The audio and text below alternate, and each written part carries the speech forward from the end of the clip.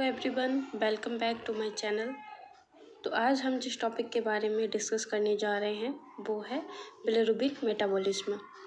ये topic neonatal jaundice के अंदर इंक्लूड किया गया है। बिलिरुबिन एक ऐसा सब्सटेंस है हमारी बॉडी में जिसको हमारी बॉडी से एक्सक्रीट करना बहुत इम्पॉर्टेंट है। अगर बिलिरुबिन हमारी बॉडी से एक्सक्रीट नहीं होगा तो हमें जॉन्डिस हो सकती है। अगर बिलिरुबिन हमारी बॉडी से नहीं निकलेगा तो हमें जॉन्डिस हो जाएगी। तो आज हम डिस्कस करने जा रहे हैं बिलिरुबिन मेटाबॉलिज्म कि हमारी बॉडी में बिलिरुबिन कैसे बनता है, बिलिरुबिन हमारी बॉडी से कैसे एक्सक्रीट होता है। तो आइए जानते हैं। तो जो नियोनेट होता है, डिलीवरी के बाद जो नियोनेट होता है उसकी बॉडी में आरबीसी ब्रेक डाउन रेट बढ़ जाता है और आरबीसी में ही हीमोग्लोबिन होता है। तो जब आरबीसी टूटता है तो हीमोग्लोबिन भी टूटेगा। जब आरबीसी ब्रेक डाउन होता है तो उससे हीमोग्लोबिन भी टूटता है। Break down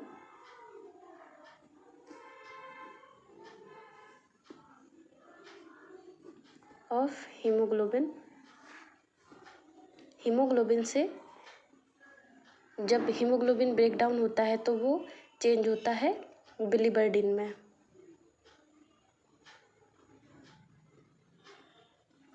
with the help of haem oxygenase enzyme. Haem oxygenase एक ऐसा एंजाइम होता है जो हीमोग्लोबिन को बिलिबर्डिन में चेंज करता है। बिलिबर्डिन फर्दर चेंज होता है, बिलिबर्डिन फर्दर चेंज होता है बिलिरुबिन में।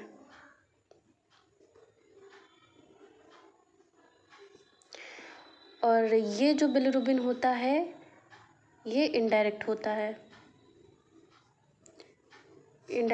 है, नॉन पोलर होता है।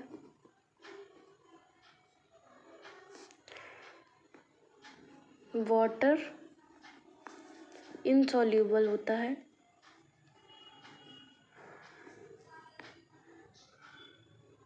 लिपिड सॉल्यूबल होता है।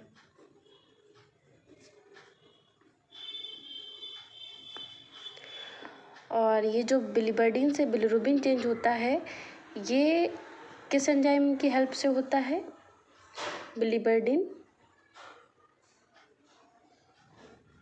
बिलिबर्डिन रिडक्टेज एंजाइम की हेल्प से। अब ये जो पहला बिलिरुबिन हमारी बॉडी में बना है ये इनडायरेक्ट होता है। इनडायरेक्ट मतलब ये है कि ये हमारी बॉडी से नहीं निकल पाएगा और ये नॉन पोलर है और ये वाटर इनसॉल्यूबल है, मतलब ये पानी में नहीं घुलेगा। और ये लिपिड सॉल्यूबल है। ये एक ऐसा बिलिरुबिन है जो हमारी बॉडी से नहीं निकल पाएगा यूरिन के थ्रू या स्टूल के थ्रू। तो अब हम इसको ऐसी फॉर्म में चेंज करेंगे जिससे कि ये हमारी बॉडी से निकल पाए। तो ये बिलिरुबिन जो है ये हमारे ब्लड में कंबाइन हो जाता है विद एल्बुमिन।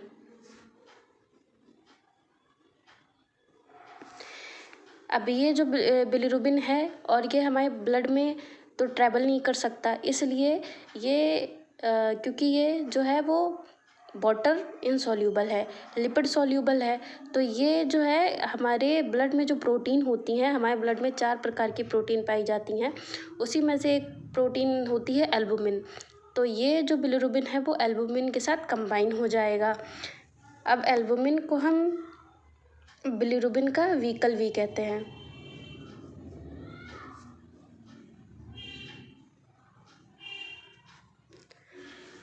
अब ये बिलिरुबिन जो है वो एल्बुमिन के साथ कंबाइन होके जाएगा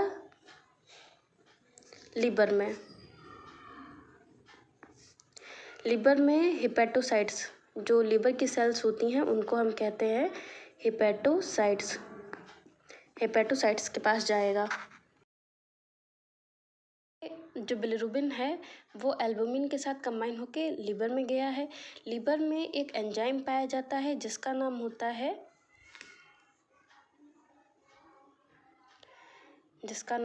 है UDPGT,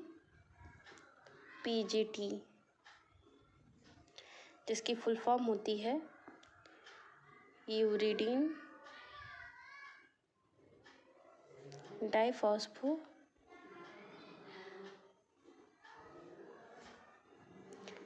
ग्लूकोरोनिक एसिड ग्लूकोयूरोनिल ट्रांसफेरेज।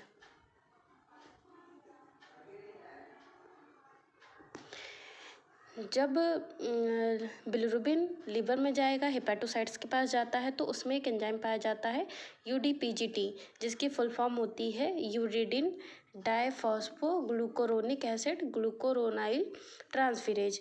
इसकी हेल्प से जो बिलिरुबिन है, जो इनडायरेक्ट बिलिरुबिन है, वो डायरेक्ट बिलिरुबिन में चेंज हो जाता है, कॉन्जुगेशन हो जाता है। उसके बाद है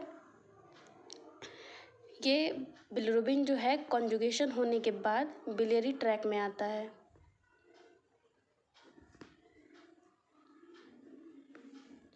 बिलियरी ट्रैक में आने के बाद ये डेओडेनम के सेकेंड पार्ट ऑफ डेओडेनम में आ जाता है।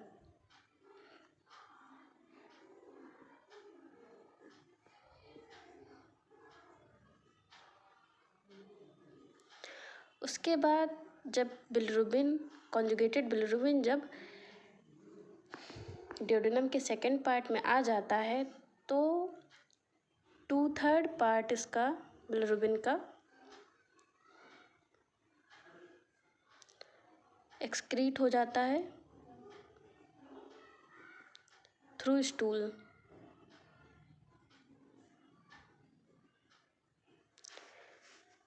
1/3 पार्ट इसका जो होता है वो डीकॉन्जुगेट किया जाता है। इंटेस्टाइन में एक एंजाइम पाया जाता है जिसका नाम होता है ग्लूकोरोनीडेज। उसकी हेल्प से उसकी जो ये एंजाइम होता है, उसकी हेल्प से क्या होता है कि 1/3 पार्ट जो होता है डायरेक्ट बिलिरुबिन का, वो जो होता है वो डीकॉन्जुगेट किया जाता है, वो फिर से इनडायरेक्ट फॉर्म में चेंज कर दिया जाता है। और उसके बाद होता है रीअब्जॉर्ब्ड हो जाता है सर्कुलेशन में टू कंप्लीट एंटेरोहेपेटिक साइकिल। उसके बाद जो है इसका रीअब्जॉर्प्शन हो जाता है, रीअब्जॉर्प्शन इनटू सर्कुलेशन।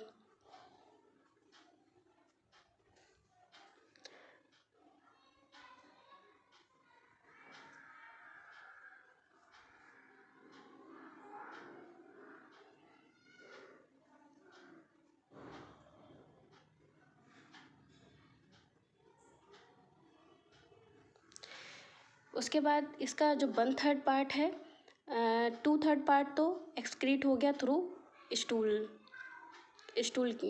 के साथ जो है वो 2/3 पार्ट इसका एक्सक्रीट हो जाएगा हमारी बॉडी से। और 1/3 पार्ट जो है वो ग्लूकोरोनीडेज एंजाइम होता है जो इंटेस्टाइन में पाया जाता है हमारी, उसकी हेल्प से डीकॉन्जुगेट कर दिया जाएगा और वो जो है रीअब्जॉर्ब हो जाएगा और एंटेरोहेपेटिक साइकिल जो है फिर से स्टार्ट हो जाएगी। और जो बिलिरुबिन स्टूल की फॉर्म में निकलता है उसको हम कहते हैं स्टर्कोबिलिनोजन, और जो यूरिन की फॉर्म में निकलता है हम उसको कहते हैं यूरोबिलिनोजन। तो आई होप कि आपको आज का टॉपिक समझ में आया होगा, अच्छा लगा हो तो please like, subscribe and share करें और सपोर्ट करें। बाकी अगले टॉपिक के साथ हम मिलते हैं अगली वीडियो में।